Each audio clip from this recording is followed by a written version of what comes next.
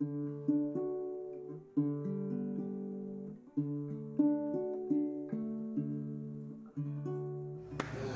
to the Sports Wrap. He's George. I'm merely Ringer, and well, the calendar says it's about the middle of October. The snow's starting to fall. There's snow falling outside a little bit. When I came in, one of the customers says it looks like football weather. It looks like sure football. Does. Sure feels like it.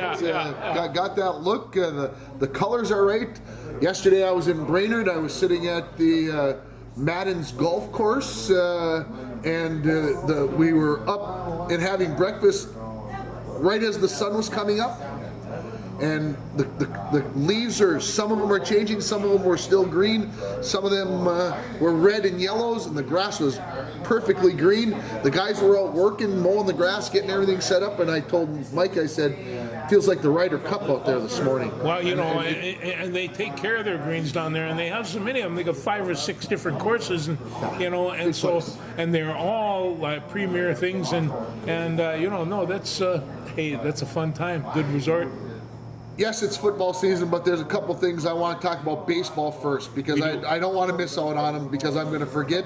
First thing, and probably the biggest news of the day, while we were doing our other show this morning, it was reported that Carlos Correa has opted out of his contract with the Minnesota Twins. Yes. And is going to enter free agency, but says that it is still possible that he could come back to the Twins. So he had the right to opt out, and look, you know, that's going on. So thoughts about Carlos and him opting out? Shocked, not shocked? No, I'm not surprised at all. You know, when you see whether or not he was going to be re-signed, you were kind of hoping more than anything, because he's as much fun to watch defensively, you know. And I mean, we go to watch the swing of the bat. But boy, that guy he was a ballerina out there. He was incredible.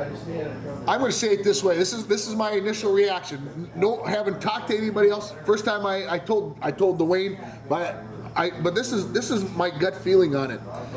Last year when he entered into free agency, we gave him $105 million for 3 years, with him having the option to opt out like he just did after any of the first 2 years. Okay, fine. He got $35 million. He didn't have that great a year. Is he going to find $105 million for 3 years? He's not going to find much more. Okay.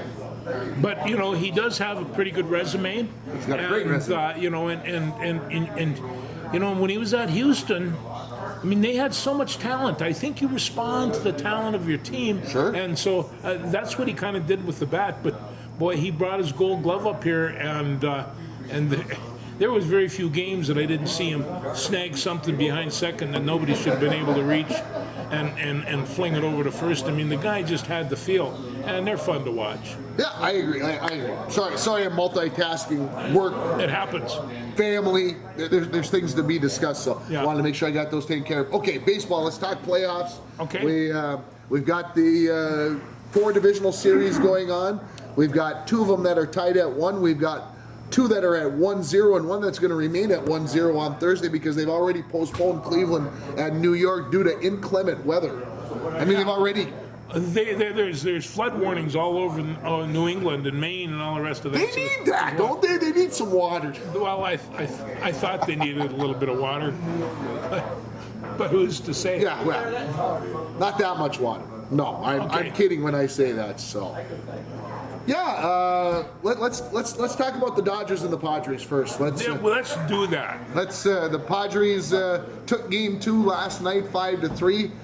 Yu Darvish gives up 3 solo home runs in the first 3 innings, and then the Dodgers didn't do anything after that. You know, and he set up those balls. I watched 2 of the 3 go out, and the rest of the time, he can find his way around, that pitching target as well as anybody. It was interesting that you say it that way, because I got in the car this morning to go to work, and I was listening to the game on my way home last night from Brainerd, and so my car was still on the baseball channel on MLB on 89 on XM. Anyway, I turned it on, and they're discussing Yu Darvish, because I didn't watch a pitch of the game. All I knew was a score, and they said in the second inning, I think it was, maybe it was the third, doesn't matter. Yu Darvish threw an 0-2 curveball that they still can't figure out how it wasn't called a strike to Trey Turner. Yu Darvish even said, was it inside, outside? Yeah, they could. Yeah, Where did he miss?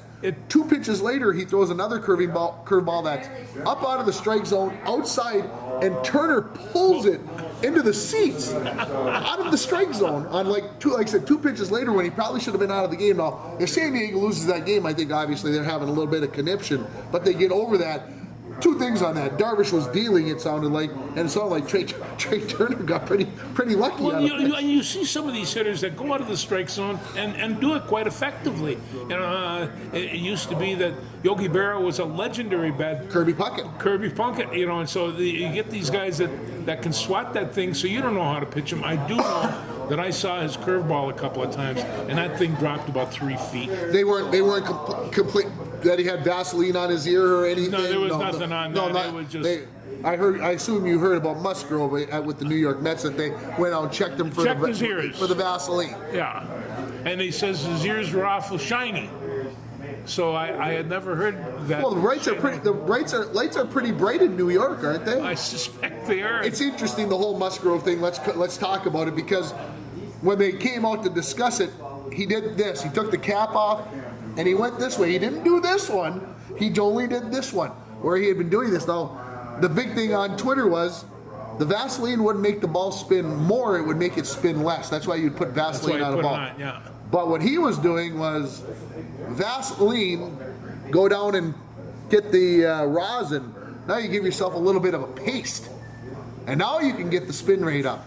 The umpire said that he didn't have anything on, and the right ear, he actually put his finger inside of his ear. And there is no way, anybody who's ever used Vaseline knows that if you get Vaseline on your fingers or your ear, it stays there. Even this isn't going to wipe it away. No. So there obviously wasn't nothing there, or the umpires wanted San Diego to win, which everybody did except for those from New York, right? So.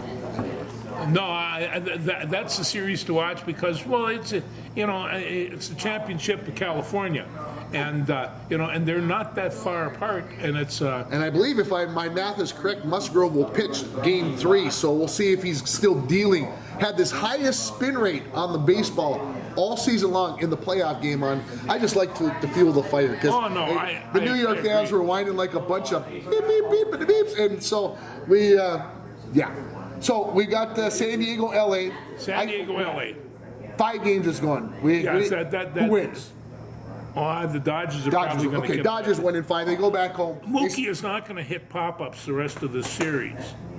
All right, let's go over to another National League Series. Sure. Philadelphia and Atlanta going to Philly, tied at 1 as well. Yeah. What are you thinking? Well, I thought that Atlanta was just going to go and stomp them, and they have not. And Philly's got a pretty good baseball team, as it turns out, and they can hit the ball. Other than Bryce Harper, I cannot name another Philadelphia. I can't. And Nola, the catcher's name I think is Nola. That's all I can tell you about. Of course, I can't tell you much about the other teams either. But Philadelphia came in as the 6th seed, took down St. Louis in 2 games in St. Louis. Then go and win Game 1 in Atlanta, so they got the home favor. They got the home field in their favor. How are you feeling about that series? Well, no, I think ultimately probably Atlanta will win, but they won. I don't know. They were 26-4 at one time for their hitting streak, for their winning streak. These guys are really, really good. They came out of nowhere a year or so going, Atlanta, what can they do? Well, they can win the World Series, and so it's a difficult thing to redo, but that's a good team. I think Atlanta's going to win. Atlanta wins it in 4. They go to Philadelphia and win both. There's my prediction, my bold prediction made by outrageous. The Philly boys will really be upset about that. And that would be okay. We like the Philadelphia fans being upset. Let's go over to the American League. New York leading Cleveland 1-0. They'll now play Friday, Saturday, Sunday. They'll play 3 days in a row. Thoughts about the Yanks and the Guardians? Well, I tell you, the Yanks got Cortez that they're pitching, and he's 12-4, and he's a pretty good pitcher. And Cleveland's got McKenzie. Oh, I love Tristan McKenzie. Tristan McKenzie is a little fire in the belly. He got a little fire in the belly. He can whip it though. Yeah, he whip can. It good. Yeah. So that's the game. That's going to be on Saturday. Yeah. And Saturday's That Saturday's matchup is so they'll Tuesday. So they still got game 2 before that for Friday, right? Yeah. Okay. Yeah. So anyway, that's kind of the way that'll work out. But Yankees in 4 or 3. Yankees in 5. Ooh, he's gonna. That's a little different than what I think you said this morning. I'll go Yankees in 4. Cleveland wins 1 or a sweep. It will not get to 5. The Yankees will not let it get there. The other series is Seattle at Houston, and Seattle goes up to Toronto, takes 2, comes back from down 8-1 or something, wins 10-9, and. I don't think Seattle's a team of destiny. I think Houston takes care of business as well, especially after Seattle was up 7-3 going to the bottom of the 8th inning and Houston wins 8-7. I think that maybe says it all. Well, Castillo and Valdez are going to, and Valdez, what a pitching staff Houston has. That should be against the law. Are they better than the Dodgers? No, but they're really close. That's why they won the most baseball games in either league. That's part of it. So, Houston, how many games does it go? I feel that you're picking Houston. I am going to have to pick Houston, and it'll go 4. It'll go 4. Yeah. Okay. It might go 4. I give it the same amount for the Yankees series of possibly going 4. Houston's just too good. Yankees is really too good. I mean, nothing against those other clubs, but they're just better. Okay, so where do you pick off the Houston? Houston, New York? Houston in New York, Houston had New York's number. They'll continue to have it. Houston wins between the Yankees and the Astros. No more than 6 games in that series. You know the kind of cursing that'll go along in Yankee Stadium if that prediction comes true? They don't like that. Well, the Yankee fans can suck an egg. They're a team of destiny, Tim. No, they're not. They've always been a team of destiny. That's why people hate you. Because you're a team of destiny. You're a team of something. Since they got the Babino. Okay, so then we got the Dodgers and Atlanta on the other side of the ledger. We think that's who it's going to be. And this time I think the Dodgers are going to come through. But boy, I'll tell you, every time I watch Atlanta play, they win. 7 games. Yeah. If it gets to the Dodgers in Atlanta, it goes 7 games. And I'll take the Dodgers. Yeah, I mean, that's a long ways out. So a lot could happen. We may not get a show in next week. Just warning you folks in advance. There's other factors in play for next week. There is. So, okay, so we got baseball. We got Correa taken care of. I would guess it's time to talk football. Okay, where do you want to go? Let's talk about the Vikings. Let's do that. Let's start there. It seems like he puts his notes away. He feels so comfortable knowing that the Vikings got everything for the Vikings. So, 21-3 lead on Sunday. I know this sounds okay. It's hindsight. You can say it that way. When it got to 14-3, and we had those 2 perfect possessions. And then we got the 3rd perfect possession. It was 21-3. I'm in the basement by myself, but I said out loud, this thing's a long ways from over. Out loud, I said it. It's a long ways from over because it's the NFL and it's the Vikings partly, but it's the NFL. Chicago was getting the ball. They score. Then we had the horrible punt. I got 2 words to describe that. Justin Fields. He's one of those rare athletes that can score every time he touches the ball. He can contribute some kind of deal, and we've seen athletes do this where they just stand out, and the NFL has a number of them. We've been watching Fields since he was at Ohio State. He is a fine athlete, and the only thing we worried about was his durability.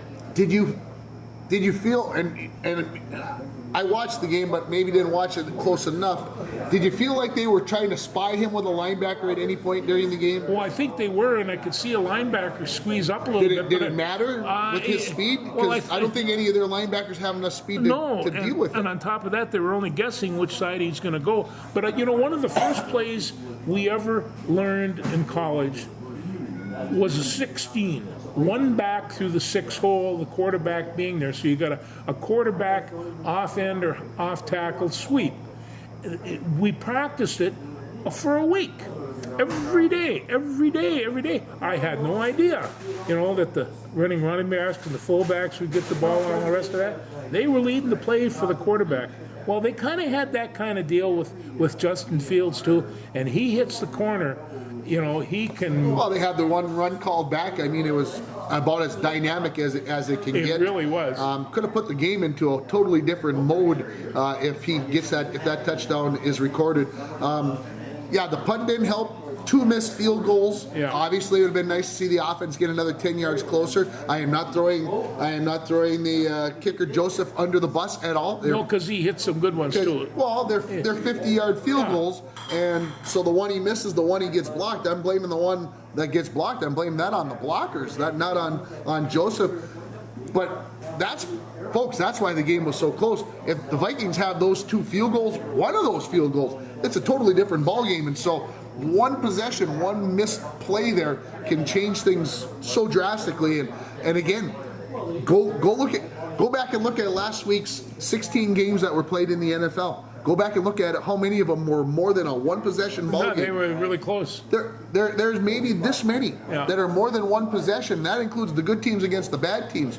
You're not going to get these 14-point wins. They just don't happen all the time. More than 14 points, a rarity. So let's quit throwing everybody under the bus that the Vikings offense is in. They're leading the conference in sole possession, and I have to say one other thing, because I don't know if I've said in this, but Gary Bradbury here, he had to improve. He has had 8 forced attacks. 8, that's it, no sacks. So, and they said what he's done is he's really started to learn how to use his hands, and I also suggested it's the guards on either side of him, and I think he's got an old pro in Ezra Cleveland, and he's got a rookie next to him. That's the scary part about him. He's gotten better. And he has gotten better.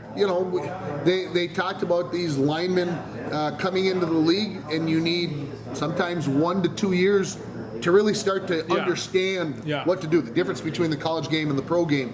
And I hope Bradbury continues. We don't know the reason why the improvement. I'm glad they stuck with him. Well, I think number one, he's put on about 20 pounds, and I understand he just busted butt in the weight room. Does that sound familiar? And the other thing is that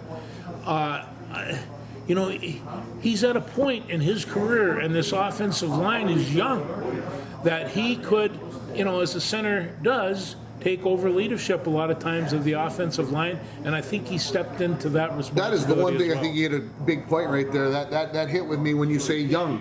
Yeah. This whole Brian O'Neill is on the right-hand side. When they said that he was in the league for his 5th year the other day, I'm like, what? It didn't seem like he's been there for 5 years, but this is a young offensive line. If they can keep this group together, that's what wins you championships. That's what wins you championships. You can tell me about Justin Jefferson and the quarterback and whatever else. We're here to tell you that you need to be worried about the offensive line, and it looks like if they can stay healthy and keep playing this way. They got their first holding call last week, I think, of the season. Yeah. Their first one, and it wasn't even on the offensive line. It was on Irv Smith that bonehead to screw up our holding call record. You don't do that. Anyway, Justin Jefferson obviously had a very nice game, 10 catches in the first half. Chicago had to do something different in the second half, and obviously they did. And they did. So, 12 catches.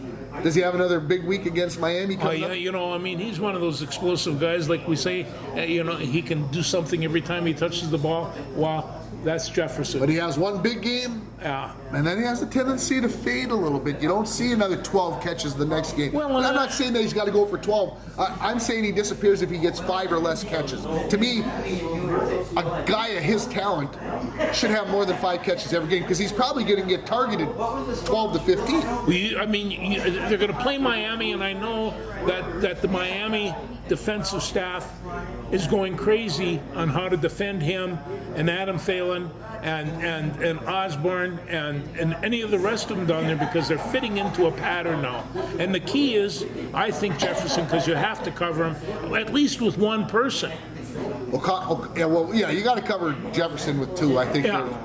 O'Connell said something this week that caught my ear or my eye. He said the players are starting to learn how to improvise with the offense, what they can do and not screw up the play, if that makes sense. So, okay, I'm Justin Jefferson. I'm supposed to run an out pattern or a corner pattern or whatever. Well, if I decide that I can see that I can do this, I'm not screwing up this guy's pattern, we're not going to be running two guys into the same area. So they're learning where they can improvise, what they can do to change things. I think that means the quarterback knows what play calls he should be checking out of in certain looks. So that gives you a pretty good feeling that the coach is saying even out loud, hey, I think our guys are starting to get what the offense is. Now the defense, I think the same thing.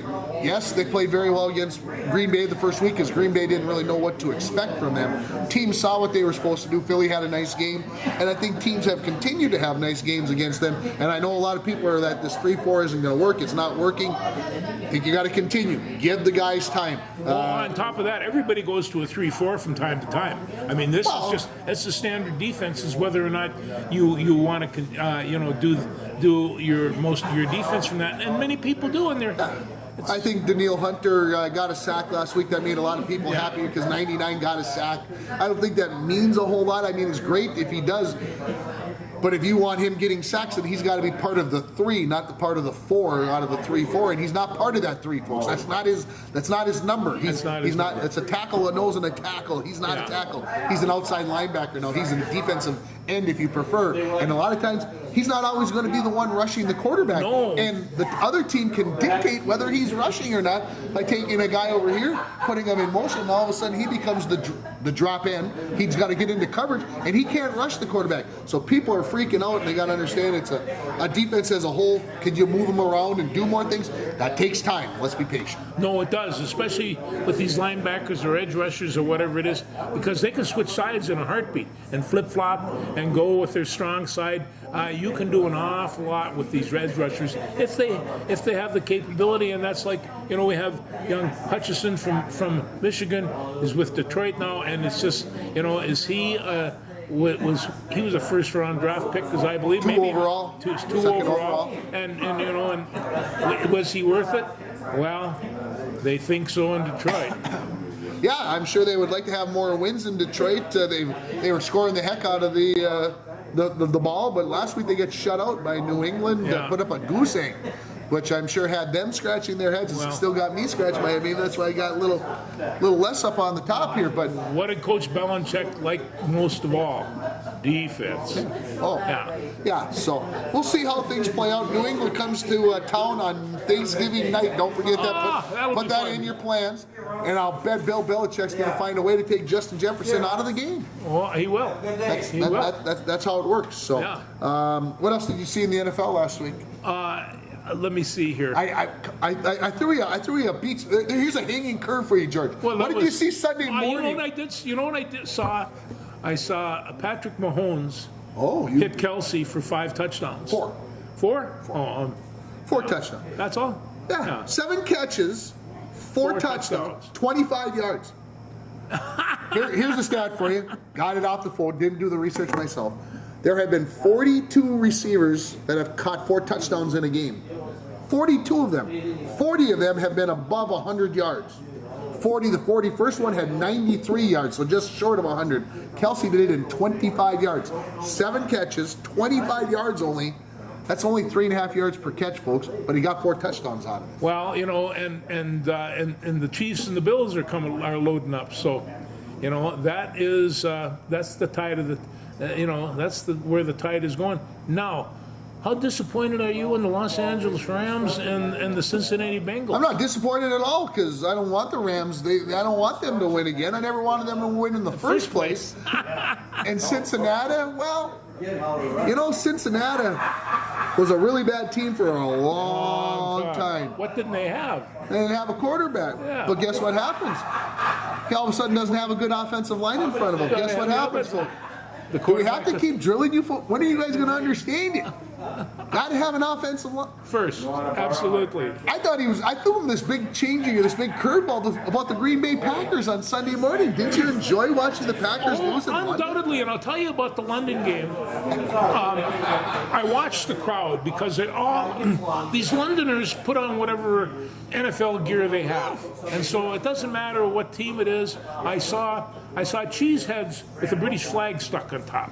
And then they all stand up and sing Sweet Caroline. I mean, I think that this trip to London and this London game, I mean, you got your first game before 11:30. you can have a brunch after the game. It's perfect.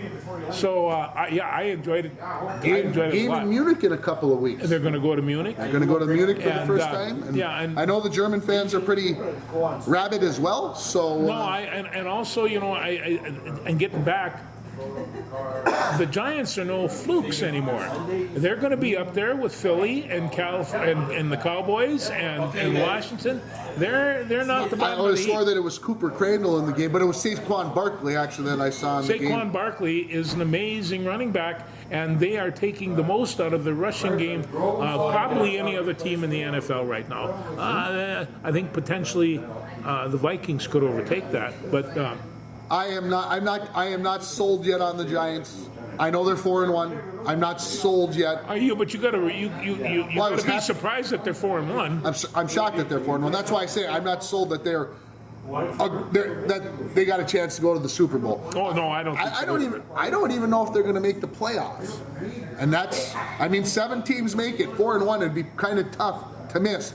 But these are the New York Giants, and they haven't been good. They've got a new head coach who seems to have this team going in the right direction for whatever reason. I hope I'm right because these New York teams, I can't vote for a New York team. But I'll be pulling. What's the quarterback? Dan Jones. I mean, Daniel Jones. They wanted to throw him out. They wanted to throw him off the top of the Statue of Liberty last season. Now everybody's like, "Oh, he's the greatest thing since sliced bread."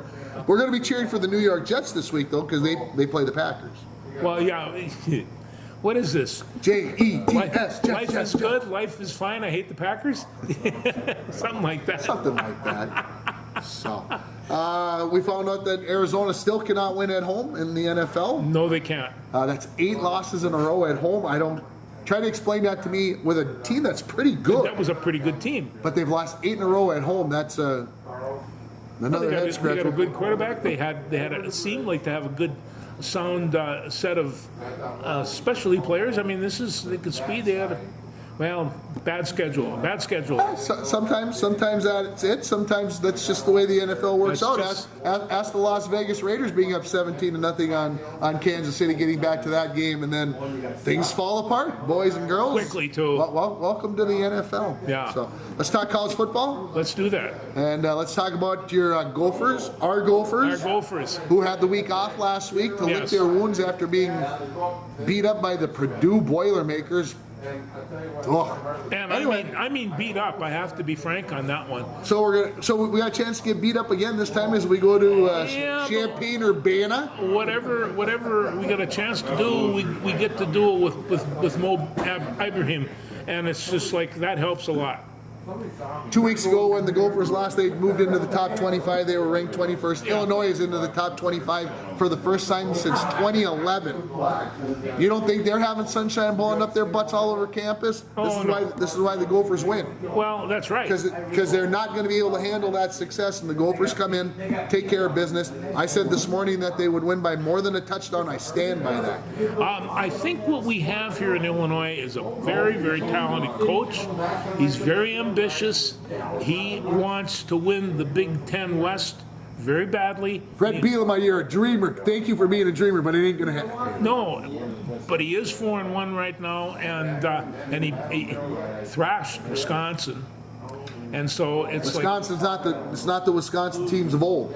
We know that. I'm just saying this guy's a gopher hunter, and you got to be careful around him. Well, he will bite he's you. a hunter of something. Well, he does. He took Frank Ragnow from Chanhassen, so he's come to Minnesota before. Well, I'll say this: he was in Arkansas and he didn't fare very well. He didn't. Did not fare very well. No, he didn't. Anyway, Gophers win. They do get Mo back. I think that's a confidence booster for this team. Illinois has the running back that has the most rushing yards. And he's got a partner to help him too. So they an offensive line, you mean, right? No, you got 2 good running backs and an offensive line besides, and plus the fact they had 13 returning Lettermans from last year, 6 on offense and 7 on defense, I believe. And so, boom, there's a stat for you, folks. Yeah. Stick that in your pipes. So that'll help. What else in college football this coming weekend? There's a couple of big games. My buddies from the Bulldogs are going to be down and Concordia St. Paul, and this is 1 week from the amazing game at Bemidji. At Bemidji, yes. At Bemidji, I will be there against those nasty Beavers. How about 11 a.m. on Saturday? We got Penn State at Michigan. That is going to be a dandy, and so let's just see what Jim Harbaugh has about that, because those white shirters, they want Michigan. They want Michigan bad. They want Michigan as bad as Ohio State does. And Ohio State, I'm telling you, Tim, they're still mad about last year. Michigan State is favored by 7 points, or Michigan, excuse me. Michigan is favored by 7 points. I want to take the 7 points. I'll take Penn State in the 7 points. Yeah, I think it's gonna be that close. With Michigan State and Wisconsin. Yeah, you got Michigan State and Wisconsin, and I'm going with Michigan State on that one. Okay, 15. North Carolina State doesn't shock me. Syracuse is 18 in the nation. Who? Syracuse? And they put the thump on Purdue. Yeah. Oklahoma State, TCU. TCU is 13. Huh? When did they come back? But the game of the weekend is this one: Alabama and Tennessee. This game is in Tennessee, and Tennessee, I think, believes that they deserve to be recognized after they put a pretty good hurting on LSU last week. They did.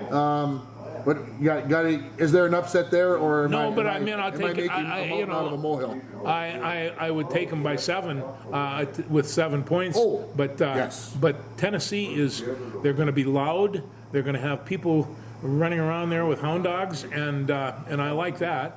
So it's one possession ball game. Game. Alabama against Texas A&M last week did not show that they can dominate a team that isn't even in the top 25. It'll be close, and don't be surprised if Tennessee wins that. Considering all the All-Americans they supposedly have on this team, they are not dominating anybody right now, and they haven't played really super good teams. Number 7 USC is at number 20 Utah. You know, Utah, they surprise me from time to time, don't they? They never, So I'm taking Utah. USC's dream season, unbeaten season goes away. USC is 6-0. Utah's 4-2. I'm going with them. Stanford's at Notre Dame. Notre Dame is favored by 17. You want to take 17 points in Stanford? Yeah, I might take that. I might take that too. And besides, Notre Dame, they can be a little bit inconsistent. Yes, they can. When they were Notre Dame is at home. Yeah, well, that helps. That helps a lot. Anything else college football? You want to talk about Army for a second? Because they played in prime time last night. They played in Wake Forest and got themselves beat up pretty good. And but they have Jacoby Buchanan back. Okay. And so he's been out for a couple of games, and he was still back there. He didn't lose any weight. He's big and strong. But Wake Forest, they got a pretty good team, and I was worried about that. I don't know if they're ranked, but they're right up near the top. Yeah, Demon Deacons are all right. Demon Deacons are all right. So we'll see what happens again this week.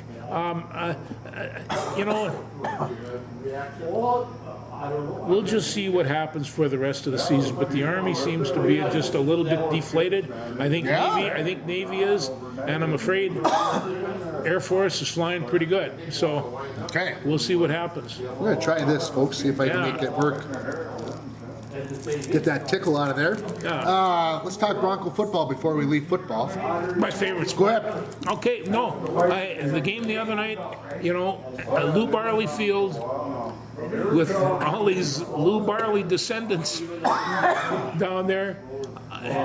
That, to me, epitomized what Northern Minnesota high school football was all about. It really was. And, Greenway came down, kind of sacked it to us, and then the Broncos come back and pick it back, and it goes back and forth first half. And that's it. And then that's it. And then they have to go in the middle of that field and beat the heck out of each other. Just like old IRC stuff. And, and the other thing is that we think that this is the Bronco team. This is just the beginning of the Bronco team. The next 2 years will be the Bronco team. So we're watching these kids right now, but talk about young team. I've never seen a varsity team in northern Minnesota have so many freshmen that are making solid contributions, catching the ball, all the rest of that. A sophomore that's running all over the conference, he's got to have as much yardage as anybody else in the conference. So, it's very possible. It's very possible. So they're a fun team to watch. And if they get a chance on Wednesday night, go see the game. If you can't, and it's cold and miserable, watch it on TV. But no, the Broncos are fun to watch. I had a real good time. And then the bus came down at the end of the game. No, these guys, you see, they're so humble that they were saying to the crowd, sorry. They were apologizing. I don't know if that was sarcastic or not. For some of them, it probably was. But then they waved at us, and they went on their merry way. Yeah, it's nice that the boys acknowledge that you're up there doing the best you can. 19-12 the win for the Broncos last Friday at GNK on their homecoming. They get Rush City this week, 6-0, and I'm going to put it out here right now. Very likely, very, very likely that the Broncos will not have senior captain Braden Skifstead in the lineup. That is a huge blow, not only because he's the center on offense, but now you move some guys around. You lose your defensive end, which is going to be so important against the wing T, the split backs that Rush City runs. It could have a big impact on Friday's game. Yeah, Skifstead he's just been a bulwark for that offensive line and team leader, and he's been playing that position for 3 years now. He's a good football player. He'll be missed. So that could have a big effect because, like I said, you take the center, you take him out of the middle, making calls, talking to kids, and all that other stuff. And he was just starting to learn on the new position of defensive end, and he was improving on it. And it's just that you have to read when you get there. The tackles and nose guards, all they have to do is hit and read. When you're at the defensive end thing, you have to think once in a while too. Bronco volleyball continues on their merry way. They are 14-6 now, I believe, if my memory serves me correctly. A couple matches left. They get Deer River tonight. Should be a win in the Iron Range Conference, and then they've got a match on Tuesday against. Holy smokers! How did that all of a sudden elude me here? Because you have 35 they're taking on scheduled. Nashua Keewatin, which is actually should be a pretty good match for their season finale next Tuesday, and then they'll be in the playoffs Wednesday and Friday the following week. It looks like they'll definitely have home playoff games on Wednesday and Friday, unless there's a QRF snafu of epic proportions. They would not be playing those two games at home. Of course, you got to win game one to get game two. I understand that, folks. But they should take care of business. Looks like they'll be the number 2 overall seed in their bracket, so they're having a nice season. Of course, Isle Pike was on Tuesday. There was a George Frakes sighting at the Isle Pike. There was, yeah. He went over, and I always like to go over. So Brady and Brenda Jelly they see me all the time, and they just say, "Oh, he's still alive." So the Jellies, it's always nice to see them and their dog Monster.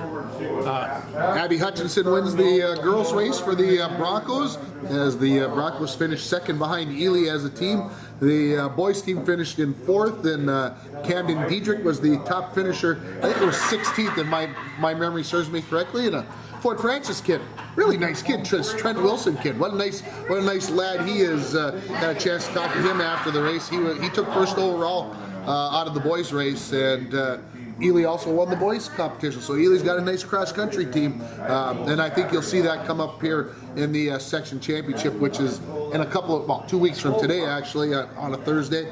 And the IRC is next Tuesday. There's lots of stuff going on October 18th, amongst other things. We mentioned that some other day, but October 18th is a pretty big day, folks. In case if you know, It is. it's a big day.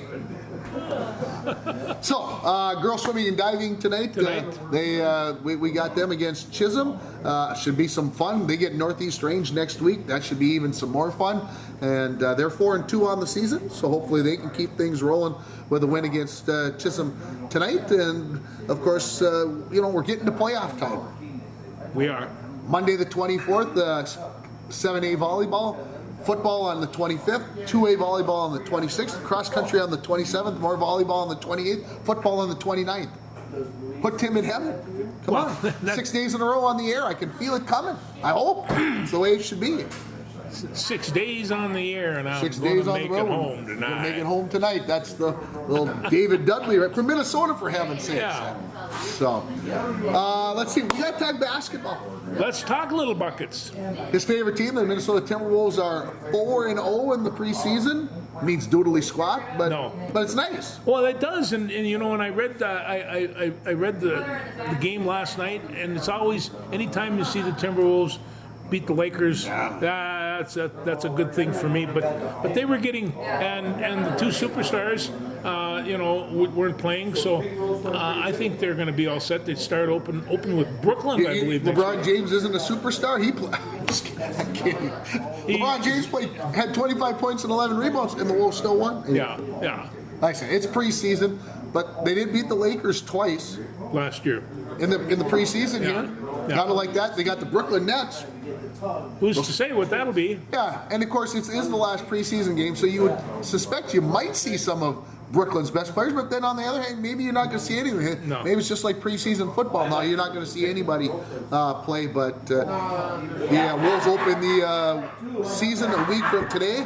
This is going to be an exciting basketball team. They are going to run up and down the court. We're going to be talking about the Wolves every week that now ball in the hole. until June.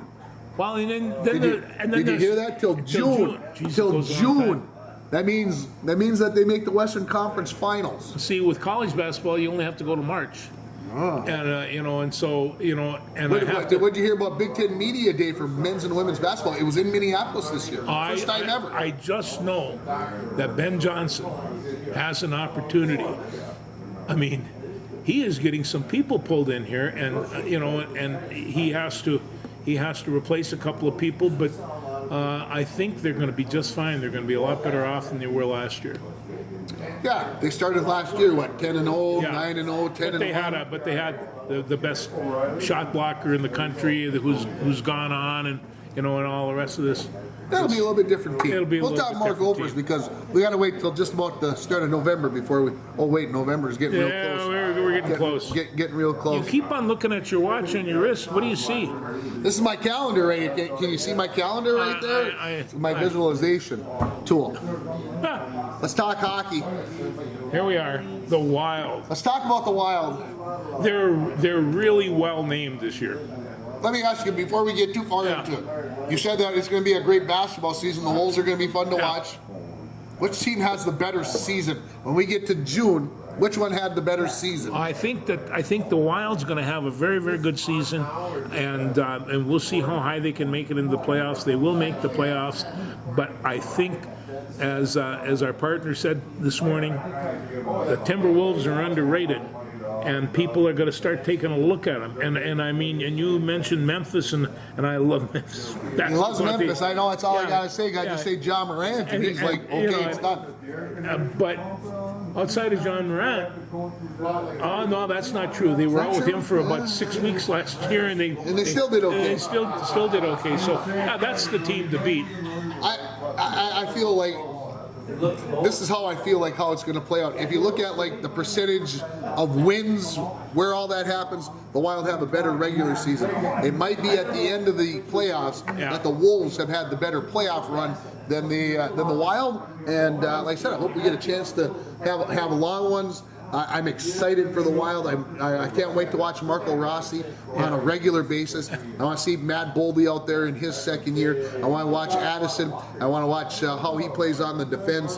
I'm interested to see how Marc-Andre Fleury holds up in a full season. Will his 37-year-old body allow him to do the things that he needs to do to be a number one goaltender? You mentioned this morning about older goaltenders. I started thinking about Dominik Hasek and Martin Brodeur and all these other guys, Grant Fuhr, that played into their early 40s or close to their 40s. So can it be done? Absolutely. Sure. That's the question, though. Can Marc-Andre Fleury, who's going to be a Hall of Famer someday, can he continue to hold up? And game after game, it's a lot, and through injuries. And I mean, you've heard me preach this before. The backup in all sports is so important. Gustafson's going to have a big year. He's young. He's really the chances he's had with Ottawa in the past, he hasn't done outstandingly. So there's a big question mark there, but you just never know how things play out. I'm sure if Gustafson's not working out, Bill Guerin will pull the trigger and he will get somebody here. that's going to be a reliable back. He sure did last year. Had no problems getting rid of a Capo Kakinen and changing things up. So we'll see. Like I said, it's going to be fun. Opening night is tonight. They get to take on the New York Rangers, who already won their first game of the year. I don't know if that means anything coming into a hockey game, but the Wild and the Rangers opening night, the place is going to be fit to tie. You know, they're going to be wild in there. It's going to be fun. It's going to be worth watching. And since you can't watch the football game on regular TV, we know what we're going to be watching tonight. It's Premier hockey. It's going to be pretty simple. So again, lots of stuff going on there. And UMD hockey, they get Mankato this weekend.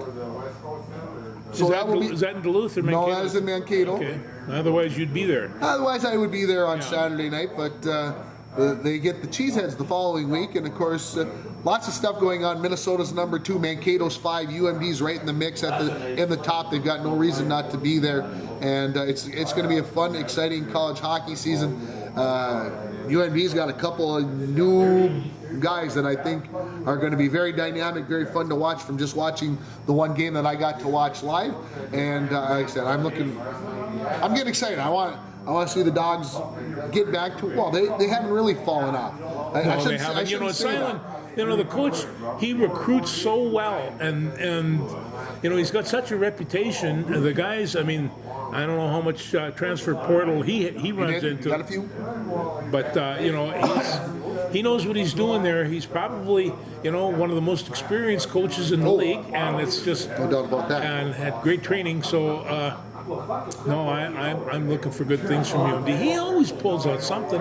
He does. Yeah, he does. Anything else? No. We do have to finish with something, though.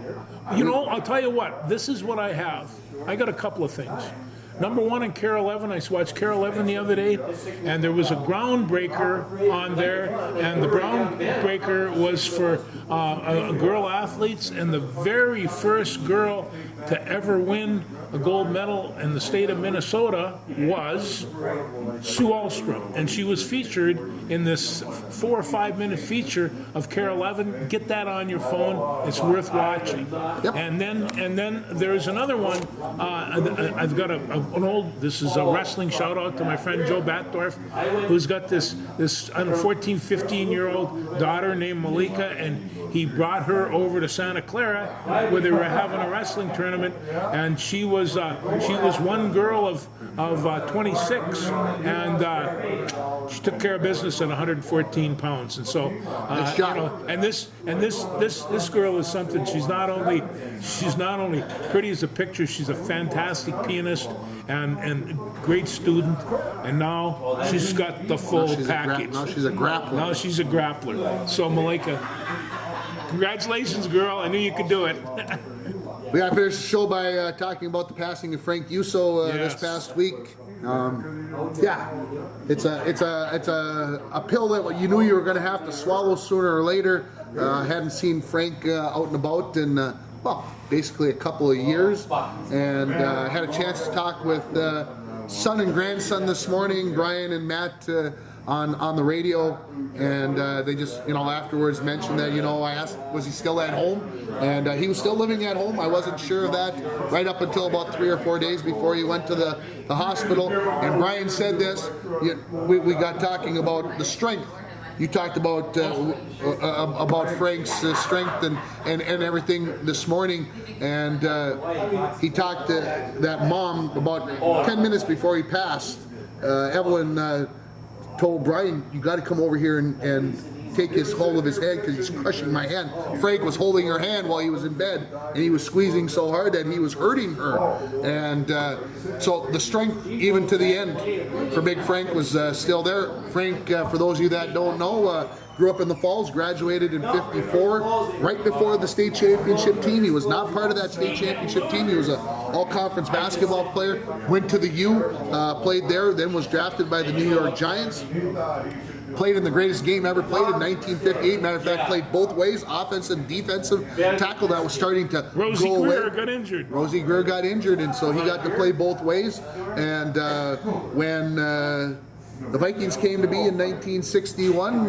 The Vikings asked, or basically, however it went down, they wanted to sign Frank. Frank was the very first Viking. Frank was the first ever Minnesota Viking, played 2 years for the head coach, Norm Van Brocklin, and I don't think I'm going out of line by saying they didn't see eye to eye. They were different kinds of people. They were, yeah. So Frank played 3 years for the Oakland Raiders, and that wrapped up his career. And then he came back and had the hotel and the resort and other things. And I'll say it this way: Frank was one of the greatest guys I ever met.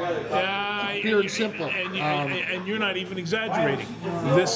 He was that kind of guy. He always had time for everybody. And you want to walk. I mean, my wife liked being around him because he always gave her hugs, and she would disappear into this great big grip, of a man, and she liked it there. She got a hug every time she saw him. Well, the boys talked about that on the radio. You didn't get out the door without a hug. That was number one. And Matt said that he was home about 2 weeks ago from Omaha, and he said that he could hardly get up out of the chair. And he said, I thought I was going to, lean down and give him a hug. My gosh, he got up out of the chair, and he said he took the walker and he walked me all the way to my car, and then I got the hug. And so Frank, like I said, we talked about the inaugural induction ceremony for the Bronco Athletic Hall of Fame when Frank went in the first year with that group of 9, and he was the last one to speak. Stole the house, stole the floor. Stole the show. He was a dynamic speaker. He didn't have to talk loud. He didn't have to whatever. But when Frank spoke, you listened, and he loved to talk. He was all about International Falls. It was home, and yeah. The Yuso family, they have a very, very strong family tradition and ethic, and he personified that. And then he had brother Bob too, who was a football coach down in Moose Lake. Moose Lake, yep. And an outstanding career, and he was very 200 wins almost. 200 199 if I remember right. So and then Mary and baby Hank was the captain of our football team in 1966. Great guy, just super guy, but that's kind of the way these people live. Now, Frank, I'm sure that after he hit you, he might not have apologized. He just kind of went about his way and promised to probably hit you again, because he was one of the strongest people that I ever met. The legend has it that he broke an old walking dummy and split it, and it wasn't an old one.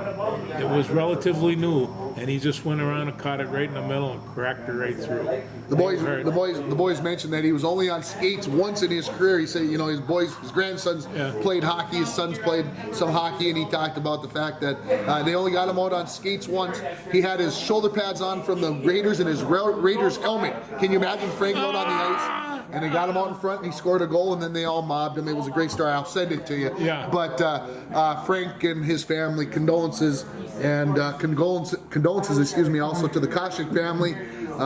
Marguerite Koshik, 103, turns 103 and passes away on her birthday, her 103rd birthday.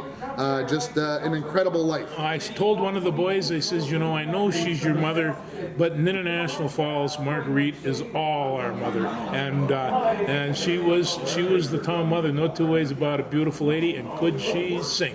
And played the harmonica. Yeah. Up until the end. Scary. So 2 big losses for the Falls this week. Yeah. Huge losses. And I can't even say necessarily on a sports. I mean, Frank obviously played professional football, so there's a sports part to that. But it wasn't.